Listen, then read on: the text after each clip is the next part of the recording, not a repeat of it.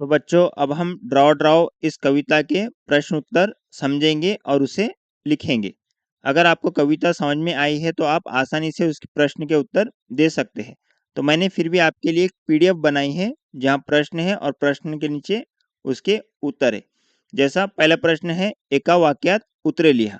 जो लाल कलर में है ये क्या है, उसके प्रश्न है और नीचे जो काले कलर में है वो उसके उत्तर है। तो पहला क्या है, ड्रॉ ड्रॉ आवाज कौन करीता है? उसका उत्तर क्या है, ड्रॉ ड्रॉ आवाज बेंडूक करीता है। तलाव का भरला? उसका उत्तर है, धो धो पाऊस पडल्यामुळे तलाव तुडुंब भरला। तीसरा प्रश्न है, बेंडकाचे डोळे कसे आहे? मतलब जो बेंडूक था उसके आंख कैसे थे? बेंडकाचे डोळे बटबडित आहे। तो ये पहले प्रश्न के 3 उत्तर आप देखकर डायरेक्ट लिख सकते हैं। उसके बाद है जोड़िया जुड़वा, ये गट अ ब। अब जोड़िया मैंने उसके सामने उसके आंसर लिख दिया है, प्रश्न के सामने उसका उत्तर है। जोराचा पाऊस, धो धो पाऊस। बेंडकाचे मोठे डोळे, उसी को क्या बोलते हैं, बडबडीत डोळे। पूर्ण भरलेला तलाव, तुडुंब भरला तलाव। शौच्या गावी प्रज्ञा, गाटा अपुला गांव। तो ये है जोड़िया जुड़वा। अब तीसरा प्रश्न जो है,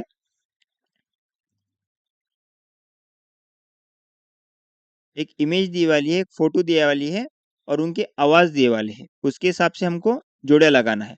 जैसा ढोल की आवाज कैसी रहती, ढम ढम, वैसे ही इसकी आवाज कैसी रहेंगी, किन किन। पानी की आवाज कैसी रहेंगी, खड़ खड़। उसके बाद ये जो बांगड़िया है, जो चूड़ियां हैं, उसकी आवाज कैसी रहती, छन छन।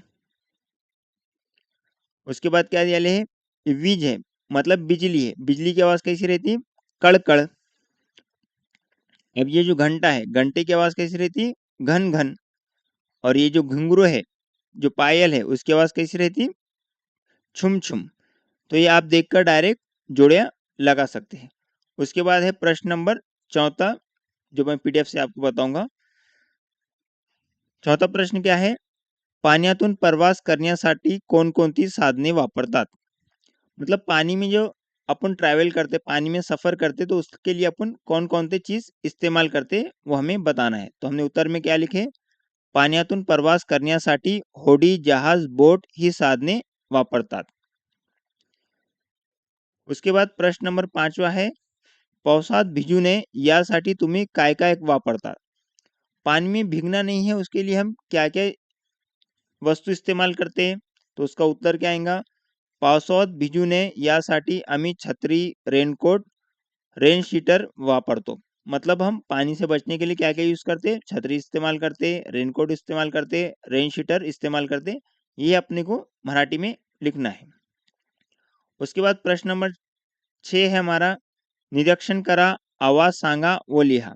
अब यहाँ पर हमें कुछ क्वेश्चन दिया है, उसकी आवाज कैसी निकलती है वो हमें लिखना है। वाऱ्याने हलणाऱ्या झाडांच्या पानांचा आवाज। वारा कहते हैं हवा को। अब हवा की वजह से जो झाड़ के पत्ते हिलते हैं उसकी आवाज कैसी रहेंगी? तो उसका उत्तर मैंने यहाँ पर लिखा है, सड़ सड़।